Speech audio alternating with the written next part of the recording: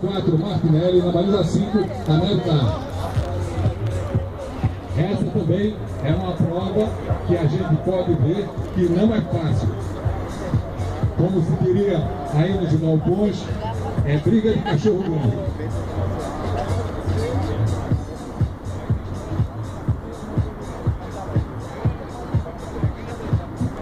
Baliza 1, Riachuelo, Alexandre Adair Soares.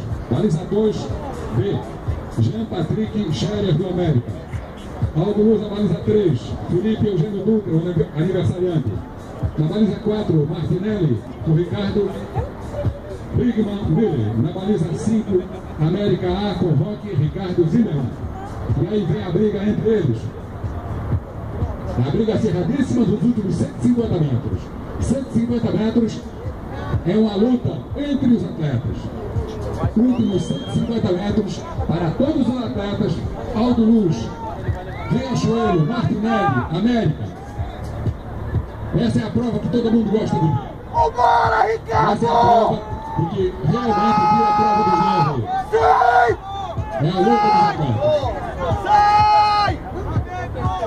Riachuelo, Martinelli, Aldo Luz e América do Blumenau. A luta dentro d'água desses atletas. Vai, Ricardo!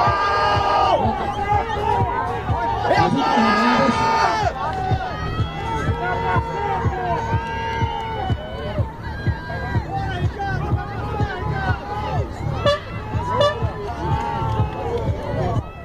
Vai, vou perguntar.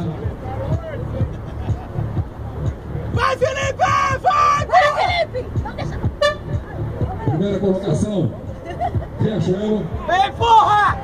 Segunda colocação, Martinelli. Terceira colocação, Aldo Luz. Quarta colocação, América. Quinta colocação, Riachuelo B. Riachuelo.